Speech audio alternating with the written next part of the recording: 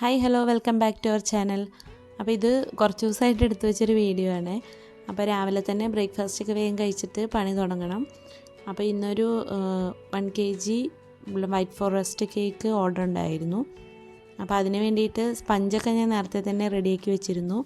ഈ സ്പഞ്ചിൻ്റെ റെസിപ്പി ആർക്കെങ്കിലും വേണമെങ്കിൽ കമൻറ്റ് ചെയ്യൂ കേട്ടോ. സെപ്പറേറ്റ് വീഡിയോ ആയിട്ട് ഇടുന്നതാണ്.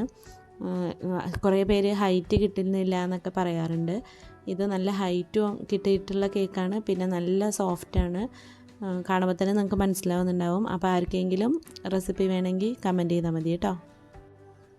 അപ്പോൾ എപ്പോഴത്തെയും പോലെ തന്നെ നമുക്ക് 3 ലെയറായിട്ട് കട്ട് ചെയ്തെടുക്കണം.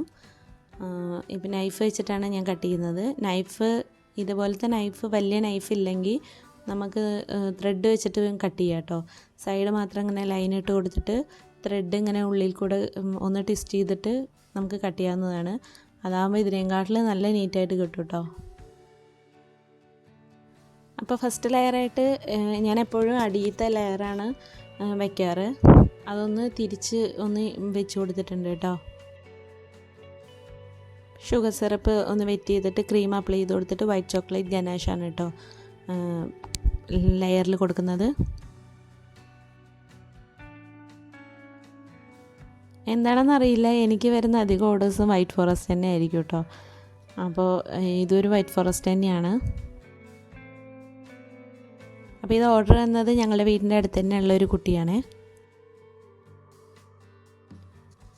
നമ്മളൊരു കാര്യം ചെയ്യുമ്പോൾ അതിലൊരു അഭിപ്രായം പറയാൻ കുറേ പേർക്ക് നല്ല മടിയാണ് അല്ലേ. എന്തോ എനിക്കങ്ങനെ തോന്നിയിട്ടുണ്ട് കേട്ടോ. കാരണം ഞാൻ സ്ഥിരമായിട്ട് വീഡിയോ ഇട്ടാലും അല്ല ഒരു സ്റ്റാറ്റസ് എന്തെങ്കിലും ഇടുമ്പോൾ പോലും അതിൽ സ്ഥിരമായി കാണുന്നവർ കുറേ പേരുണ്ടാവും. പക്ഷെ അവരൊന്നും നമ്മളെ അടുത്ത് ഒരു അഭിപ്രായങ്ങളും പറയാറില്ല. പ്രത്യേകിച്ച് നമ്മളിപ്പോൾ എന്തെങ്കിലും ഒരു വീഡിയോ ഇട്ട് കഴിഞ്ഞാൽ കൊള്ളാമെന്നോ അല്ലെങ്കിൽ അത് നന്നാക്കായിരുന്നോ അല്ലെങ്കിൽ നന്നായിട്ടുണ്ടെന്നോ ഒന്നും പറയാറില്ല. ഞാൻ പിന്നെ വല്ല മൈൻഡാക്കാറില്ല. അവരോട് ഞാൻ അങ്ങോട്ട് പോയിട്ട് വീഡിയോ കണ്ടോയെന്ന് ചോദിക്കാറുമില്ല. എന്നാലും ഈ വീഡിയോ കാണുന്ന എല്ലാവരും ഓരോരോ കമൻറ്റെങ്കിലും ഇടണം കേട്ടോ വീഡിയോയ്ക്ക് താഴെ. കാരണം നന്നായിട്ടുണ്ടെങ്കിൽ നന്നായിട്ടുണ്ടെന്ന് പറയാം, അല്ലെങ്കിൽ എന്തെങ്കിലും സജഷൻ ഉണ്ടെങ്കിൽ അത് പറയാം. എന്തായാലും ഒരു ലൈക്കും ഒരു കമൻറ്റെങ്കിലും നിങ്ങൾ ചെയ്യണം കേട്ടോ.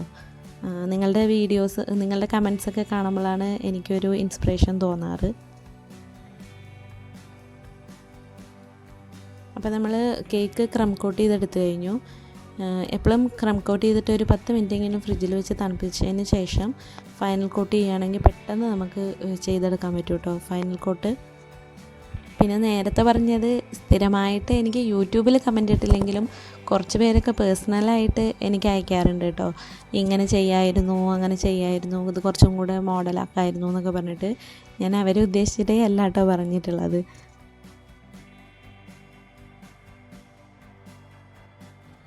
അപ്പോൾ കേക്ക് ഫൈനൽ കോട്ട് ചെയ്തെടുത്തിട്ട് ചോക്ലേറ്റ് ഗ്രേറ്റ് ചെയ്തത് സൈഡിൽ കൂടെ അപ്ലൈ ചെയ്ത് കൊടുക്കുന്നുണ്ട് കേട്ടോ.